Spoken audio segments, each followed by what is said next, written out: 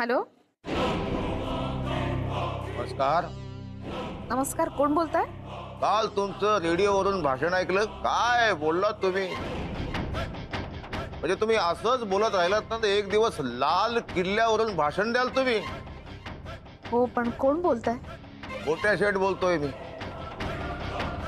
नमस्कार, बोला. तुमच्याच फोनची वाट पाहत होते. मला वाटलंच होतं तुम्ही फोन करणार.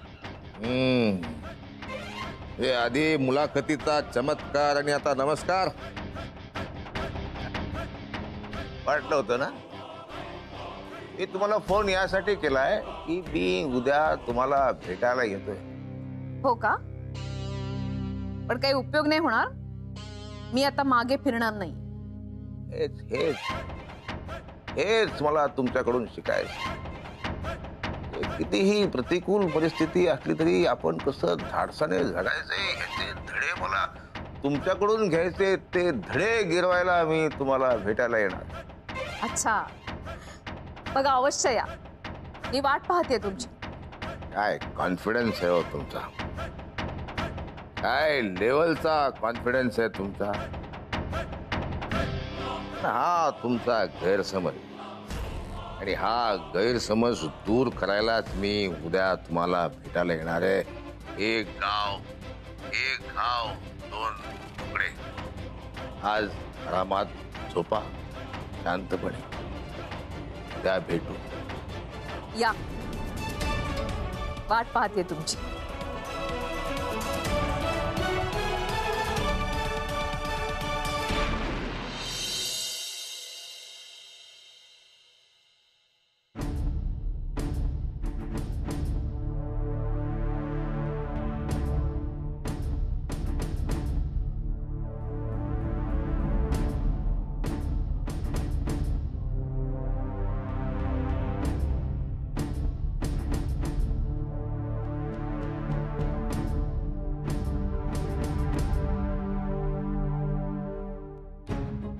माया, हे काय करतेस तू? एक मिनिट राधिका, एक मिनिट. अगं, तो गोट्या शेठ इथे आल्यावर तो कुठे येईल, कसा बसेल या, आणि मग त्याला कॅप्चर कसं करता येईल, त्या हिशोबाने कॅमेराज कसे सेट करता येतील आणि साऊंड रेकॉर्डिंग मध्ये अडथळा न येता माईक कुठे सेट करता येतील याचा सगळ्याचा विचार करते मी. हो, बरोबर आहे सगळं तुझं, पण तू हे सगळं प्लॅन करतेस? हो हो. नाही, पण तो आला आणि वेगळ्याच ठिकाणी बसला तर नाही, कारण तो अत्यंत हुशार माणूस आहे. काहीही गडबड होऊ शकते. आय नो राधिका, मला या सगळ्याची आयडिया आहे आणि म्हणूनच मी सुद्धा हे सगळं खूप सावधगिरीने करते. इनफॅक्ट त्याला या गोष्टींचा डाऊट येऊ नये म्हणून आपल्या टीम मेंबर्स पैकी सगळ्यांनी कुठे कसं उभं राहायचं या सगळ्याचा सुद्धा मी विचार करते. बरं, श्रेयस आणि आनंद कुठे आहेत? त्यांना सगळं प्लॅनिंग सांगायचं. इनफॅक्ट गोट्या शेठ यायच्या आधी आपलं सगळं प्लॅनिंग रेडी झालेलं असलं पाहिजे राधिका. बरोबर आहे, मी त्यांना बोलवून आणते. त्यांना सगळं समजावून सांग. पण ऐक ना, मला पण जरा सांभाळून घे, कारण हे सगळं करताना माझी खूप गडबड होते. तसं खोटं नाही बोलतायत ग मला. डोंट वरी राधिका, मी आहे ना, सगळं व्यवस्थित होईल आणि मी सांभाळून घेईन तुला. खरं तर आता ना इथे दोन व्यक्ती हव्याच होत्या. कोण? सौमित्र आणि शनया. ते हे सगळं बरोबर करू शकतात. खोटं बोलण्याच्या बाबतीत एक नंबर आहेत. खरंय तुझं. इनफॅक्ट मला सुद्धा खूप अनुभव आलाय ना त्यांचा. गुरु सोबत होते ना मी, तेव्हा त्या दोघांनी मिळून मला इतकं हैराण केलं की काय सांगू. पण ठीक आहे, आता ते दोघं नाहीयेत म्हणून काय झालं. आपण सगळे आहोत ना, आपण सगळ्यांनी मिळून हा प्लॅन सक्सेसफुल करूया. तू काळजी करू नकोस. गोट्या शेठच्या चॅप्टरचा लवकरच दी एंड होणार आहे. थँक्स माया. सर, आनंद सर, चला ना लवकर. हो, आलो आलो आलो. थांब, किती वेळ? चला ना लवकर. हा बघ, आलो आलो आलो आलो. चला चला चला चला चला. अरे, एवढी घाई काय करतोयस?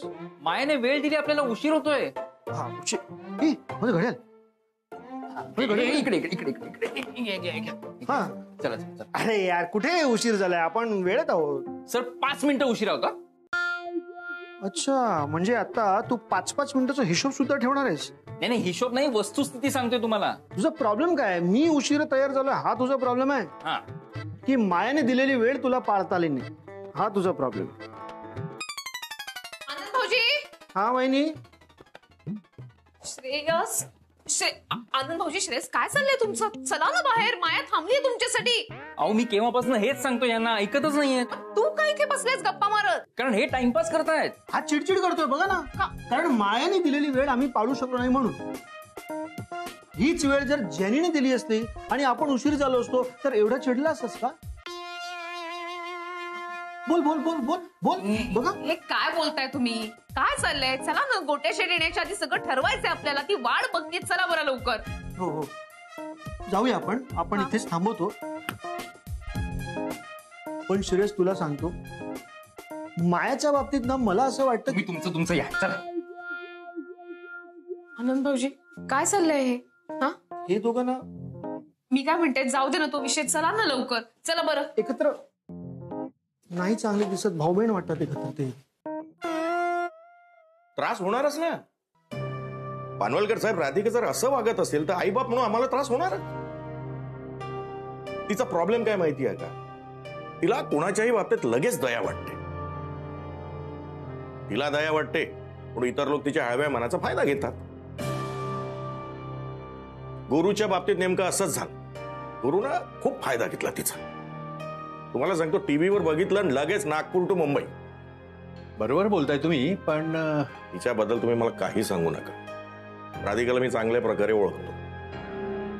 मला माहिती आहे तुम्ही काय म्हणणार. राधिका अत्यंत हळव्या मनाची आहेच ती हळव्या मनाची. आता शनायानं तिला किती त्रास दिला तरी देखील तिला माफ केलं ना मोठ्या मनानं. नुसतं माफ केलं नाही तर तिला आपली मैत्रीण म्हणून घेतली. आता ही आपली माया, किती वाद झाले दोघांमध्ये, पण मायालाही तिनं माफ केलं. हे मान्य आहे की त्या दोघींनी राधिकाला समजून घेतलं. पण गुरुच्या बाबतीत हा नियम लागू पडत नाही पानवलकर साहेब. गुरु अत्यंत नालायक आहे आणि कायम राहणार.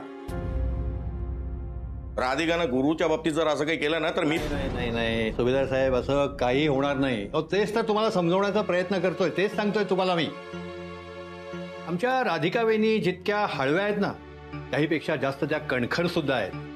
आणि जर मनात आणलं तर कुठल्याही परिस्थितीत, कुठल्याही निर्णयावर त्या अगदी ठाम राहू शकतात. गुरुच्या बाबतीत तुम्हाला असं वाटतं? 101% त्या गुरुनाथला कधीच माफ करणार नाही. मग झालं तर. मला हेच ऐकायचं होतं. आणि खरं सांगू, मला माझ्या डोळ्यांनी हेच बघायचं आहे. सुभेदार साहेब, गुरुनाथ तुमचा मुलगा आहे, तरीही गुरुनाथच्या विरोधात तुम्ही वहिनीच्या बाजूने आहात.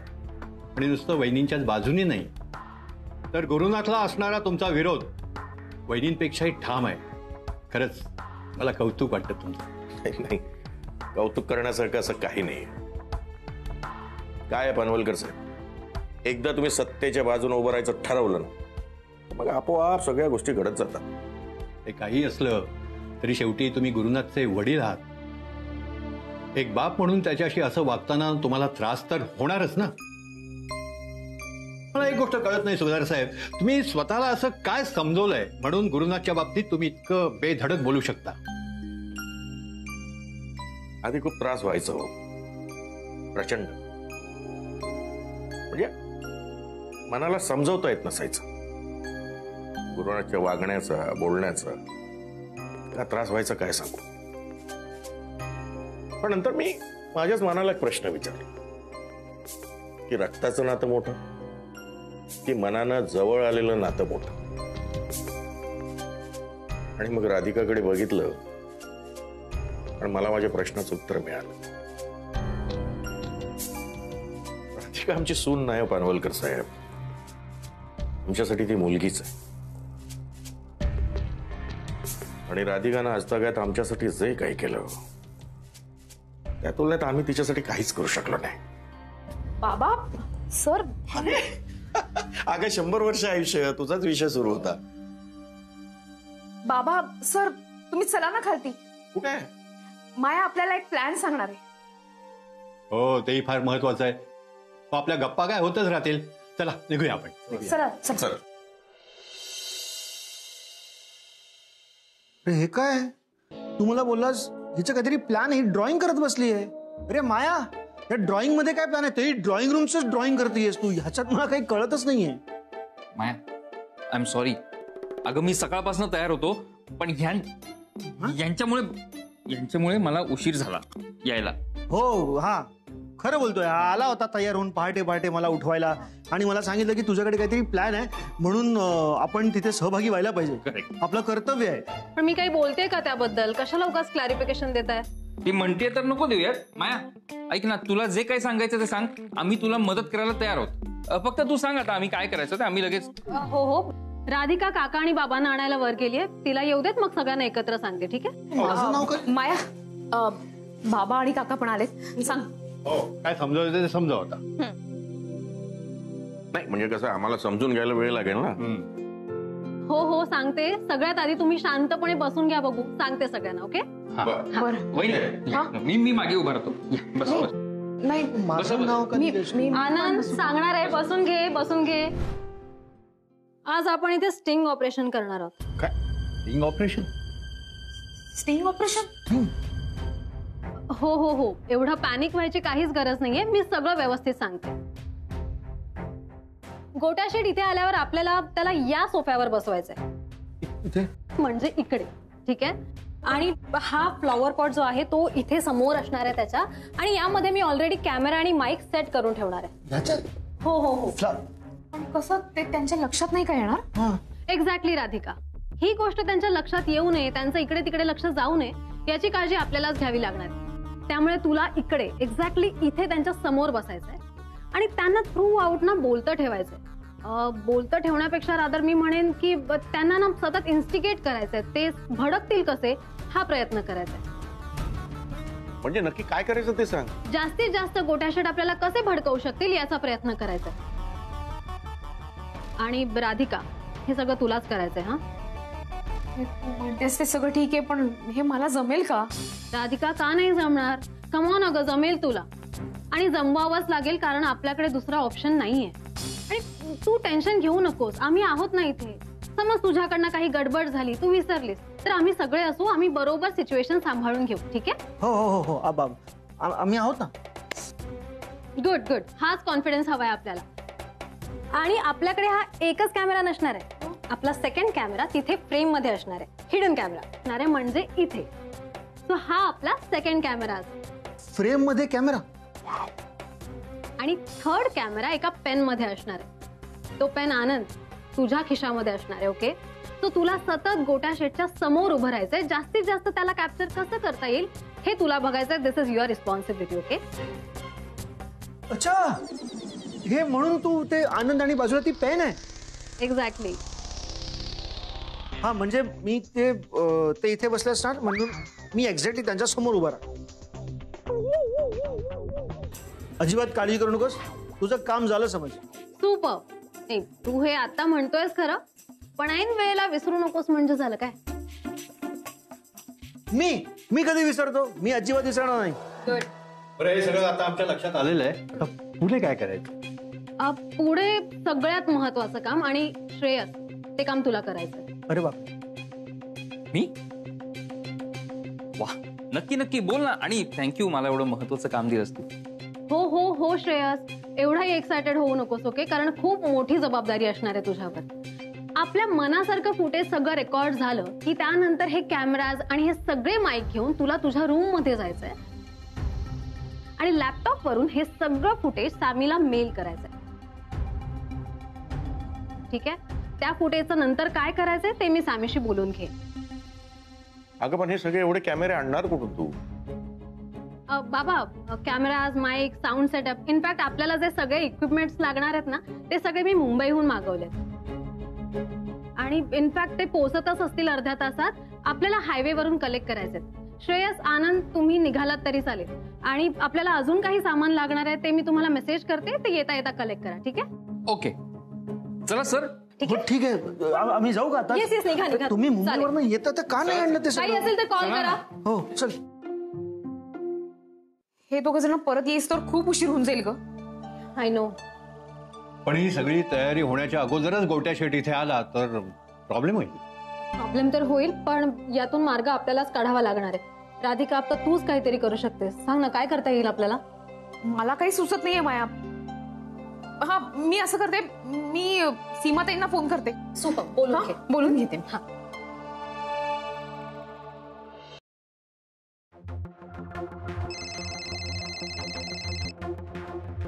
बोल राधिका ताई.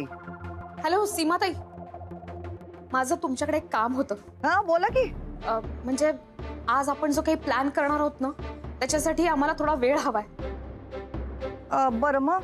आणि जर समजा गोट्या शेट इथे आले ना तर सगळाच प्रॉब्लेम होऊन जाईल. तुम्ही काहीतरी करू शकता का? तुम्ही आता मला फोन केलात ना, आता सगळं माझ्यावर सोडा. तुम्ही फक्त एक काम करा, तुमची तयारी झाली ना की तुम्ही मला फक्त एक मिस्ड कॉल द्या. तोवर गोट्या शेटना कसं थोपवून धरायचं ते मी बघते. Thank you so much. ठेवते. नंतर करते. बाय.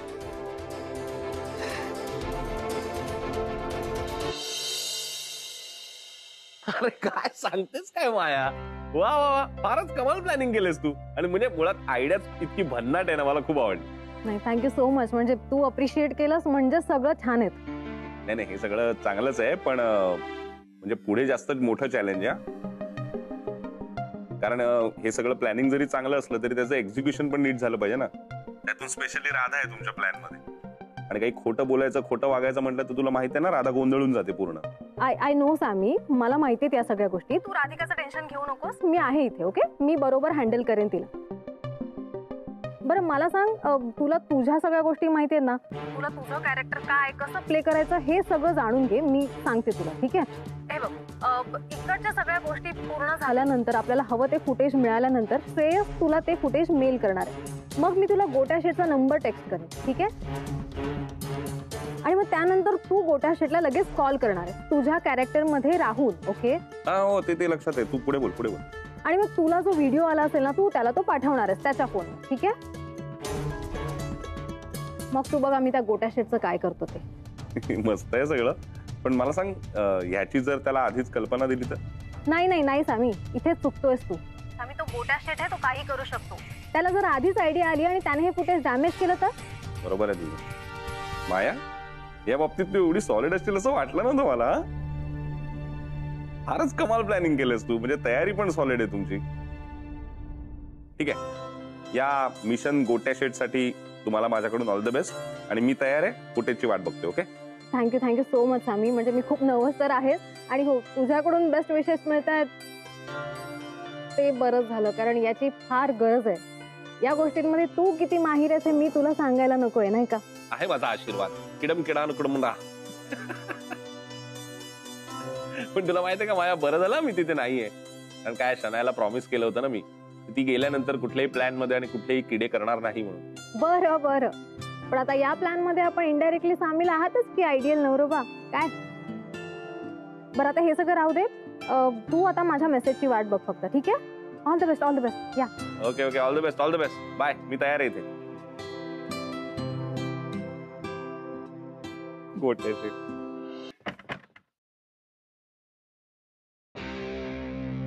नमस्कार गोट्या शेट. तुमचं काय काम आहे इकडे? तुमचं काय काम आहे? चला निघा. मी तुमची माफी मागायला आली आहे. माफी? हो, तुमची माफी मागायला आले. त्या राधिकाचा इंटरव्ह्यू सगळ्या गावानं ऐकावं म्हणून सगळ्या गावाला रेडिओ वाटले तुम्ही. तुमचा इंटरव्ह्यू त्यांच्या बाजूने की आमच्या बाजूने एवढं कळत नाही मला.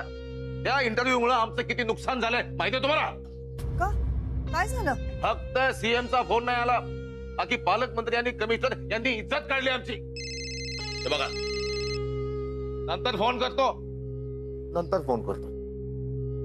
अहो, हे प्रकरण एवढं वाढेल मला माहिती नव्हतं. आणि कसं आहे, म्हणूनच मी तुमची माफी मागायला आले. आणि हवं असेल ना तर राधिका ताईंच्या वतीने पण मीच तुमची माफी मागते. हे बरं आहे तुमचं. आधी करायचं पाप, मग म्हणायचं करा आम्हाला माफ. सगळ्यांचा बँडच वाजवतो बघा मी आता. नाही गोट्या शेट, मी काय म्हणते ते ऐकून घ्या.